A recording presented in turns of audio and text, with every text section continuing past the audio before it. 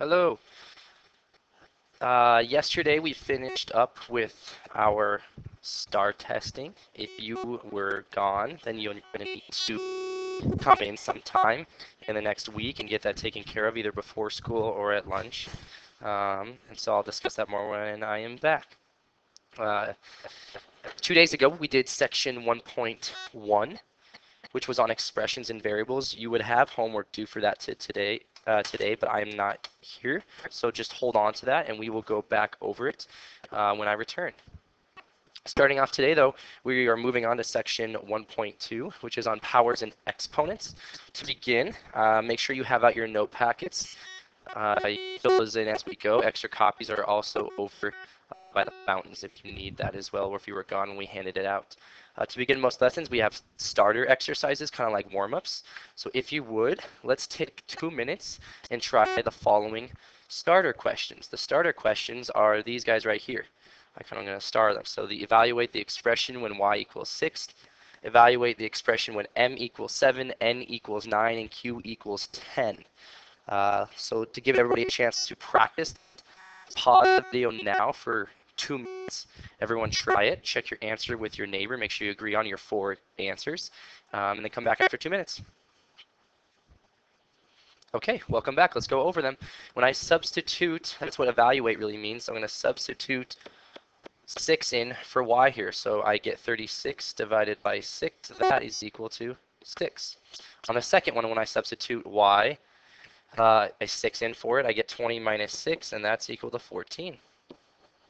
Second set, I'm going to substitute 9 in for n and 10 in for q. So this becomes 9 times 10 here, and that's equal to 90. On the last one, when I substitute 7 in for m, I get 29 minus 7, which is 22. Hopefully, we all agree on those 4 answers. Also, in the last section was on writing from English to math. We use the words sum or difference or product or quotient to mean addition, subtraction, multiplication, or division. So for example, when it says the product, that means multiplication of a number and 7. If it doesn't tell me what the number is, I don't know it. So maybe I call that number x. So I have the multiplication of x and 7. So I could say that is x times 7, which is the same thing as just saying 7x. Either one of those would be fine translations. The second one is 29 decreased by a number. Decreased means subtract. So this is going to be 29 minus, I don't know the number, so I'll call it x. I get 29 minus x. That's how I translate from English to math. I was saying the other day, math is really just a language. So here we go. The lead-in for what we're looking at today is on exponents. Exponents occur when we look at usually when things grow in biology, plants or animal life. An example is, let's say you own 2 rabbits, one boy and one girl. Rabbits reproduce, well, like rabbits, and 1 month later the number of rabbits doubles. If this pattern continues, how many rabbits will there be after 2 months, after 3 months? So at the very start, there are 2 rabbits. What happens after 1 month? So each arrow will be a month. Well, it doubles. So now there's going to be 4 rabbits. And then another month goes by. And now there's going to be 8 rabbits. After 3 months, which would be 3 arrows, it doubles again. We get now there's 16 rabbits. And this doubling keeps occurring and occurring and occurring. If I wanted to have maybe a rabbit farm or something like that, I would make sure I had enough resources to make sure all those rabbits were healthy. I want to know how many rabbits there's going to be after a certain number of months. And so if I look at this, well, maybe at the start I call that 1. After 2 periods, there's now 4 rabbits. After 3 periods, there's now 8, and we're just doubling. We're multiplying by 2 over and over and over again. So it's really 2 times 2 is the first one. That's what 4 is. On the second one, it's 2 times 2 times 2. That's what gives me 8. After the third period, it's 2 times 2 times 2 times 2, which is after the 3rd month or after the 4th instance. We call start the 1st instance. And then I could say, well, how many rabbits would there be after maybe 10 months? Well, after 10 months, it would be Well, 10 months would really be 11 periods because the start is the first period, so it would be 2 to the 11th. If you have your calculators out and ready, I would say, so I'm going to push the Smart View so you can see what it looks like here. I want 2 to the 11th, so I type in 2, use my little caret symbol, type in 11, and I'd see there would be a lot of rabbits. There would be 2,048 rabbits after 10 months, because that's 11 periods. So I can use these exponents to help me count populations of things. We're going to need some vocabulary today, though. Power is an expression that contains an exponent. The base is the part of a power expression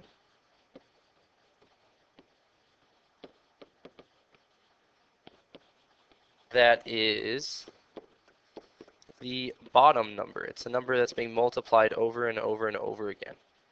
So in green, I'm going to put some examples here. Well, let's do it in blue, it might be easier to see. So a power might be something like 2 to the 5th. In that example, my base is the number 2 because it's the number that's being multiplied over and over and over again. It's 2 times 2 times 2 times 2 times 2, 5 times. The exponent is the part of a power expression that is the top number. It tells you how many times to multiply your base. So in my example of 2 to the 5th, the 5 would be the exponent. It tells me how many times to multiply 2 by itself. And a formula is a mathematical expression that contains only variables. We might see some examples of formulas today, and we'll definitely see them throughout the year.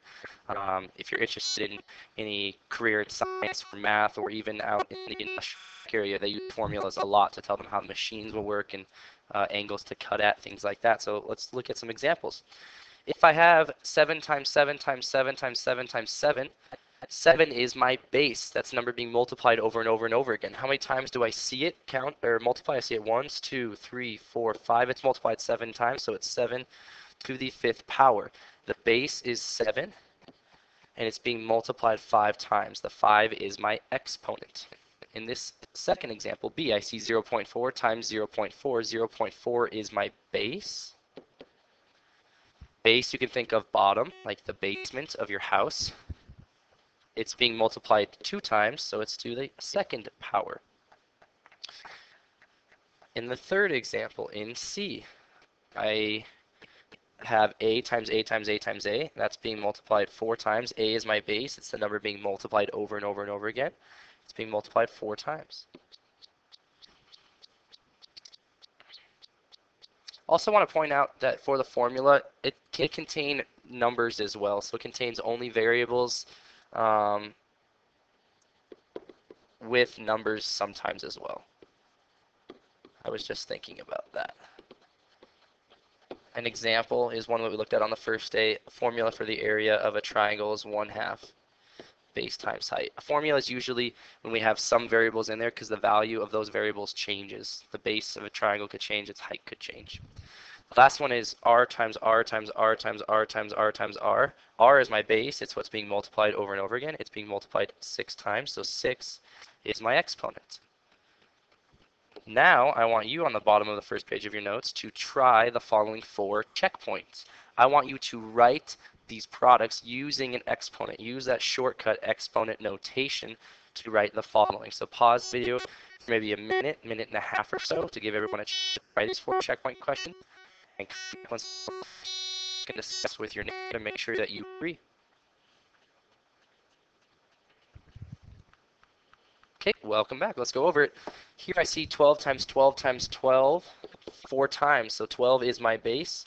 My exponent is 4 because that's how many times 12 is being multiplied. So it's 12 to the 4th power. The second one, I see I have 0.2 times itself 1, 2, 3, 4, 5, 6, 7 times. So 0.2 to 0. 0.2 is my base. My exponent is 7 because that's how many times 0.2 is being multiplied by itself. Down here I have x times x times x times x.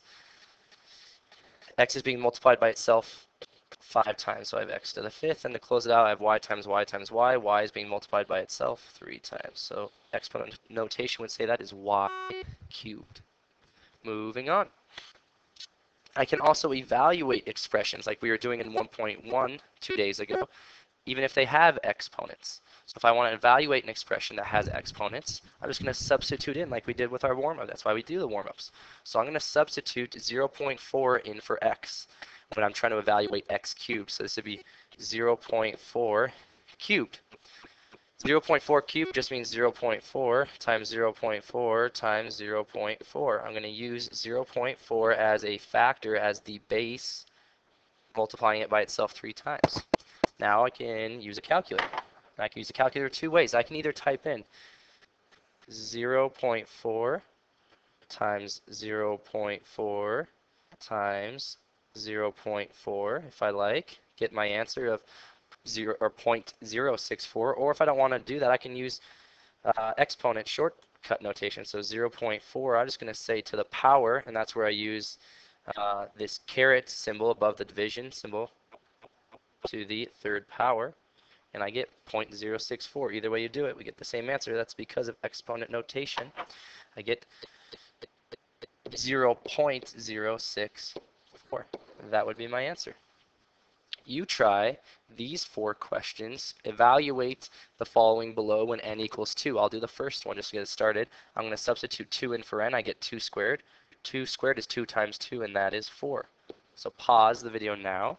Come back after, should take probably no more than a minute and a half, 30 seconds maybe for each one. Get the following answers for checkpoint questions 6, 7, and 8, and we'll come back after that.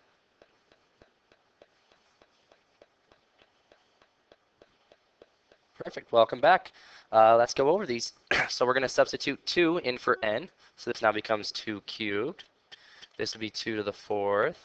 This will be 2 to the 5th. Well, 2 cubed is 2 times 2 times 2, and that's equal to 8. 2 to the 4th is 2 times 2 times 2 times 2, and that's equal to 16. I already see a pattern going on. Each time I'm multiplying by one more power of 2, so this is multiplied by 2. That's 2 times bigger. This is going to be 2 times bigger, and I'm probably going to be able to guess before I even do it that the next one should be 32, and I can check, get my calculator out, do 2 to the 5th power, and see, yep, it is indeed 32, which is also 16 times 2. It's just one more power of 2 than 2 to the 4th. We can recognize some patterns there. Where do we see exponents come up? They come up all the time in areas and volumes. If you're going to fill a pool, if you ever own a house and you want to buy, you need to know how much water that would take. If you want to paint a room, you're going to do some painting to save some money, so you don't have to hire a painter. You're going to need to estimate how much paint you need. You're going to need to be able to calculate how much paint is required for the job. To find the area of a square, if you're going to be doing a wall that's a square, well, area of any box is just length times width. And if the length and the width are the same because we're working with a square, it's just s times s. And s times s is just s squared. That's why we have area of a square is s squared. Volume of any box is length times width times its height. Well, if all of those are the same, it's just s times s times s. And that's just equal to s cubed. Those are my formulas for areas and volumes. So let's say we are planning to put wall-to-wall carpeting in our room. To do this, you need to find the area of the square-shaped floor.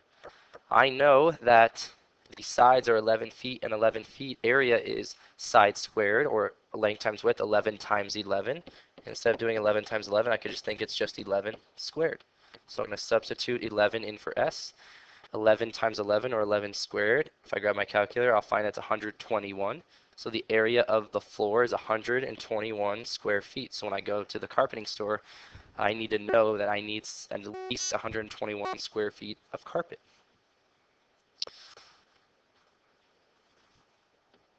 Last question for you to try is the yo-yo.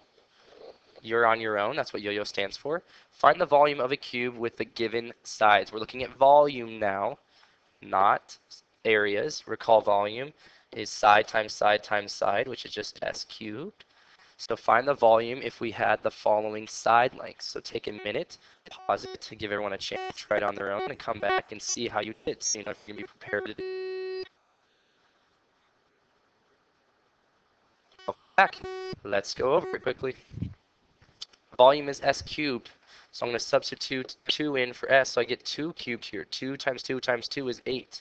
So I get 8, and we're working in meters. So this will be meters cubed, cubic meters. This one's 3 feet, so I'm going to substitute 3 in. 3 cubed, recall this is different. 3 cubed is not equal to 3 times 3. No, no, no. 3 cubed means 3 times itself 3 times. Don't get confused by that bit. The number on bottom tells you what you're multiplying. The number on top tells you how many times to do it. 1, 2, 3 times. 3 cubed is 27. So I end up with 27 cubic feet. The last challenge question I have is, if this room was a square, how many tiles would it take if it were just as deep as it was wide? If you look on the floor at your feet, each of the squares are actually cubic feet. If you want, go ahead and have a volunteer, one of us, get up, and you can measure off how big this room is. So I will now 2, 3, 4, 5, 6, 7, 8, 9, 10, 11, 12, 13, 14, 15, 16, 17, 18, 19, 20, 21, 22, 23, 24, 25, 26, 27, 28, 29, 30, 31, 32, 33, 34. I say it's about 34 feet wide. So if I were to draw the room, I'd say it's about 34 feet wide. If it was just as tall, it would be 34 feet deep as well. Ours is not skinny, but if it were going to be a perfectly square room, it'd be 34 by 34. How many tiles would it take? Well, that would be area. It would be 34 squared. And if I do 34 squared, I'm going to find how much that is. That is it for today.